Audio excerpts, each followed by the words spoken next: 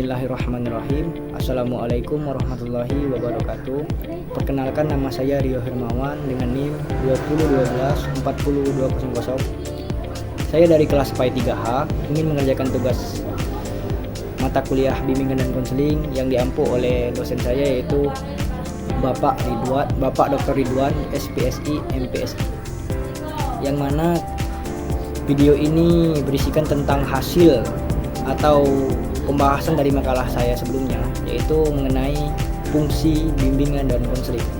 Nah, sebelum kita masuk ke materi tersebut, yang sama-sama kita ketahui, layanan bimbingan dan konseling itu sendiri adalah suatu kegiatan atau bisa dikatakan pekerjaan untuk membantu siswa-siswa yang mengalami berbagai gangguan masalah, baik itu dari lingkungan keluarga, lingkungan sekolah, teman-teman sebayanya, maupun lingkungan masyarakat, untuk nantinya dapat membantu memberikan motivasi atau arahan serta dorongan yang nantinya itu akan berguna untuk diri siswa itu sendiri dalam menghadapi suatu masalah dan mengembangkan pola pikir mereka dalam menghadapi suatu masalah tadi untuk menjadi pribadi yang lebih baik dan mandiri.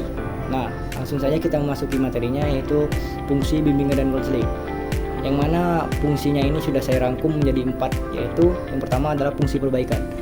Nah, yang dimaksud dengan fungsi perbaikan adalah membantu siswa memperbaiki kesalahan dalam berpikir. Maksudnya di sini adalah terkadang siswa itu berpikir untuk menjadi, semisal dia punya cita-cita menjadi seorang gubernur atau segala macamnya yang dia cita-citakan itu.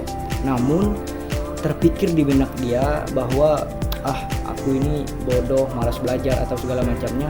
Nah, yang di situ mereka itu tidak percaya diri dalam untuk menggapai cita-citanya tersebut. Nah, disinilah layanan bimbingan konseling itu sendiri dapat memberikan dorongan, arahan, bantuan serta motivasi agar kepercayaan diri siswa itu tadi dapat berkembang atau tidak berpikir secara salah dalam itu kan kesalahan berpikir, yang mana yang namanya orang sukses itu kan pastinya berawal dari sebuah kegagalan. Nah, artinya di situ layanan ini dapat membantu siswa tersebut agar dapat menilai kesalahan itu bukanlah masalah, namun awal dari sebuah kesuksesan. Nah, itu saja. Yang kedua yaitu fungsi penyembuhan atau kuratif. Nah, fungsi ini adalah ditujukan bagi siswa yang mengalami masalah-masalah baik itu pribadi, sosial, akademik maupun karir, yang sudah dilalui, masalah tersebut sudah dilalui atau sudah dialami, dan nantinya masalah ini akan pulih dengan adanya layanan ini, dengan adanya konselor atau layanan ini dapat membantu siswa tersebut dalam memulihkan atau bisa saja menyembuhkan luka lama tersebut, atau bisa dikatakan trauma dalam masalah-masalah sebelumnya. Itu akan berdampak kepada diri mereka untuk berkembang ke depan. Semisal dia melakukan suatu usaha atau yang menyangkut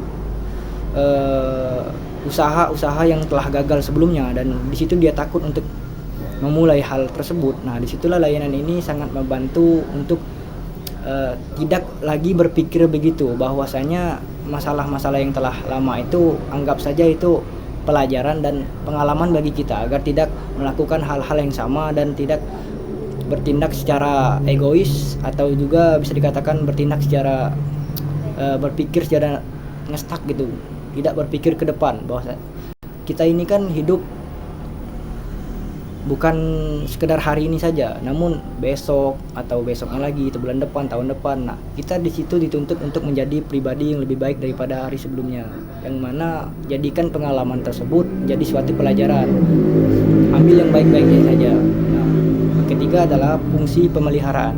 Nah, fungsi pemeliharaan itu sendiri yang dimaksud dengan ini adalah memotivasi siswa itu agar terus termotivasi dengan kemampuan-kemampuan yang dia miliki, agar dia itu tidak terpengaruh dengan adanya sekarang kan tahu sendiri adanya medsos sudah merajalela, yang dimana berita AI dengan berita asli itu sudah sulit dipercayai, apalagi orang-orang tua itu yang sering buka sosmed, dia tidak tahu AI kan, tapi dia percaya itu dengan video-video buatan yang semestinya itu tidak ada.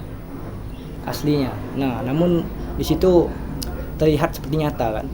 Nah, disitulah fungsi pemeliharaan itu sendiri atau layanan ini memberikan pengaruh positif agar siswa itu tersebut dapat berkembang lebih lanjut dan lebih luas supaya meningkatkan kepercayaan dirinya untuk di masa yang akan datang, supaya dia melakukan hal-hal yang dia inginkan itu tidak lagi takut dan tidak lagi berpikir aku ini tidak bisa, bahwa berpikiran seperti itu adalah bisa dikatakan salah ya.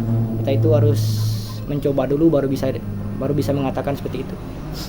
Nah, yang ketiga, yang terakhir adalah fungsi pengembangan. Nah, fungsi pengembangan ini itu sendiri sama halnya dengan fungsi pemeliharaan yang saya telah jelaskan sebelumnya, yaitu mendorong untuk terus lebih maju, mengembangkan potensi, menciptakan lingkungan belajar yang kondusif dan produktif. Yang dimana di sini adalah pengembangan.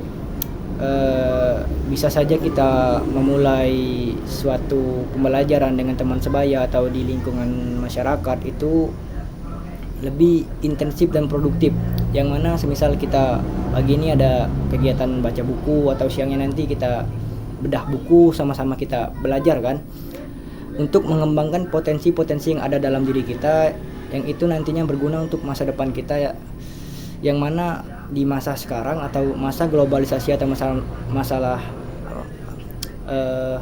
kehidupan modern sekarang itu banyak sekali hal-hal yang sensitif menurut saya, yang itu harus kita, dari sudut pandang kita itu harus kita teliti dan kita pahami bahwasanya dunia ini semakin lama semakin modern, dan di situ kita dituntut untuk berpikir secara sistematis, jangan terburu-buru, agar nantinya potensi-potensi yang ada dalam diri kita itu dapat berkembang secara tidak sadar.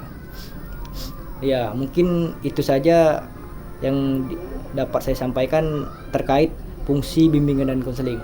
Di sini dapat saya simpulkan bahwa bimbingan dan konseling memiliki peran penting dalam membantu individu memahami, menerima, serta mengembangkan diri secara optimal.